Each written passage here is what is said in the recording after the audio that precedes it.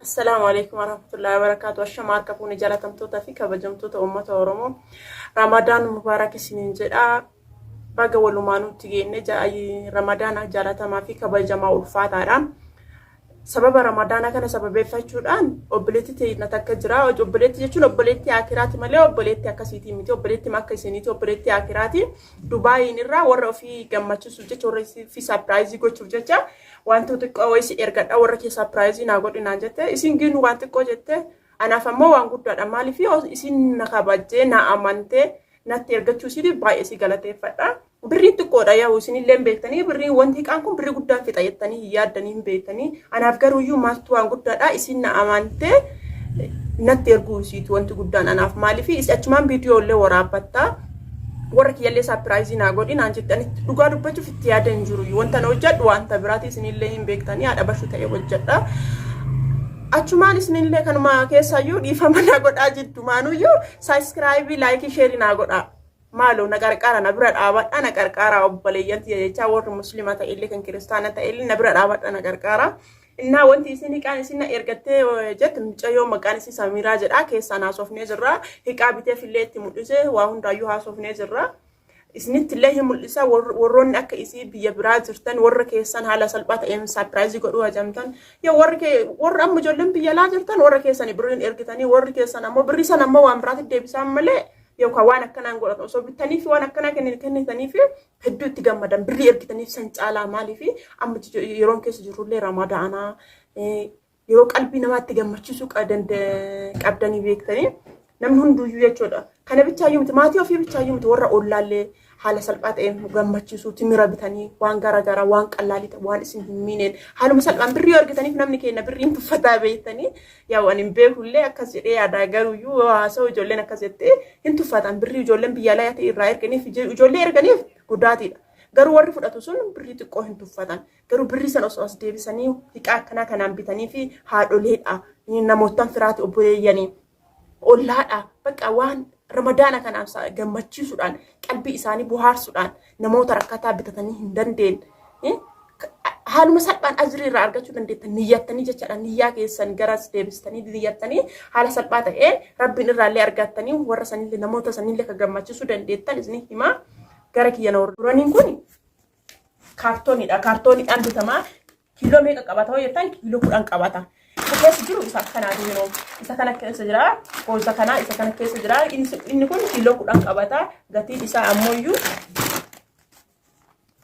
gatiin isaa asirra jiraayyuu qabadhee jira gatiin isaa birrii 1000 kiiloo 10 birrii 1000 haaluma salphaa ta'een nama gammachiisuu ittiin dandeessan jechuudha birrii baay'ee lees ni gaafata osoo ergitanii birrii kana oloo waan ergitaniif inni biraa ammoo ruuzii kun kiiloo 25 kiiloo 25 jechuun birrii 1500 fi birrii 80 ruusa jechuudha inni biraa ammoo zayitidha zayitiin kun liitirii 5 qabata liitirii 5 jechuun birrii 1200 እና haaluma salphaa ta'een jechuudha wantoota waan nama ittiin gammachiisuu dandeetta waan qalbii namaa ittiin buhaarsuu dandeettan jechuudha inni biraa ammoo sukkaara jechuun sukkaarri kinoo isa kana as keessatti ittiin nama hedduu garaagaraa biqilatti fakkaata kiiloon tokkotti birrii 80 inni kun amma kiiloo 2 kunniin ammoo kiiloo tokko bakka 3tti bitee kiiloo 2 ammoo bakka tokko bitee namoota garaagaraatiif qopheessitee warruma kennaan jettee ani warruma kennaa akkamii akkasiin qopheessite neeku garuu akkasiin natti himtetti obboleeyyanni illee keessa maaspeessi natti fakkaate kiiloo 2 kanaadhaaf natti fakkaate sukkaarri kiiloon tokkotti birrii 80 inni kun amma kiiloo 5 naabit naan jettee isin kiiloo 5 bitee fi inni biraa ammoo hajjaadha hajjaa jechuun hajjaa namni hin beekne jiru hajjaa afaan biraatiin haayisaa jedhama jechuudha hajjaan kun inni kun aynata lamaan jira ka isin naabiti jettee ka shoorbaati jechuudha ka shoorbaati hin qunceedha isa haruuramee jiru qophaa'ee jira hafarsanii kumaan bichaa keessaa hafarsallee hin qabu bakka qopheessamee kan qophaa'ee jiru dhimma hojjetachuu bichaadha jechuudha isa kana ammoo kiiloo 2 bakka 3 bitinaan jettee kiiloo 6 ajajattee isin kiiloon tokkotti birrii 85 inni biraa ammoo garbuudha garbuu jechuun isa kana garbuulleen akkasuma akka qophaa'ee jiru garbuulleen akkuma hajjaa kanaatitti wanti martuuyyuu qophaa'ee qulqulleeffamee kan hojii qophaa'ee jechuudha isa kanaaf inoo qophaa'ee jira wanti hunduyyuu jechuudha hojjetan qofaaf malee kinoo akkana qophaa'ee jiru inni illee kiiloon tokko birrii 80 isin kabitti naan jette garuuyyuu kiiloo 4 kiiloo 2 garaagara bitee kiiloo 4 inni biraa ammoo timira timirri warri kaartoonii illee bitanii bakka tokko ollaadhaaf ta'e waan garagaraatiif sadaqachuu barbaadan kaartooniin tokkochi birrii 1500 firee 10 qabataa jechuudha.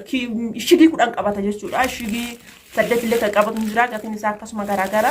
Inni kun isiin kanaabitti jette ashee tanaabitiif jette ashee taatu irra uddiidha ashee tanaabitiif jette asheen ammoo isaa kiiloo tokkochi birrii 300 an kiiloo 2 bitee fi kiiloo tokkochi 300 isiin ashee tanaabitiif warri ashee akka naa nyaatu barbaada naan jette ashee tabitee fi inni biraa dammoo buskuutiidha. Buskuutii jechaan ijoollee qabanaan jette ijoollee lama qabanaan jette mijettiin balatu daariidha jechuun abbaa manaa qabda jechuudha. Buskuun naan bitee buskuutaa kana inni kun ka keessa jiru ka akkanaati kun kaartooniidha. Kaartoonii isaati ka keessa jiru ammoo kana waayifariidha jechuudha. Waayifarii namni hin beekne jira yaadu waayifariidha. Waayifarii fi chookoleetti wal keessa jira. Inni kun waayifariidha jechuudha. Waayifariin kun kaartooniin kun birrii 1000 fi ifa mana godhaa 400 fi birrii 60. Inni kun jechuudha. Kaartooniin kun tokkochi 400 fi birrii 60. Buskuutiin biraallee hin jira. Buskuutii garagaraatu jira. Gatiin isaa kanaa gadiillee akkasuma jira. Hin jira. Gatiin isaa tokko amma birrii 290. Inni sun buskuutiidhaan buskuutii noormaaliidha. Akka hippooppi immoo maalii jedhamu kuduraalee san akkasiisanii maqaan isaa akkasuma garagaraa wal caalaa hin maanu.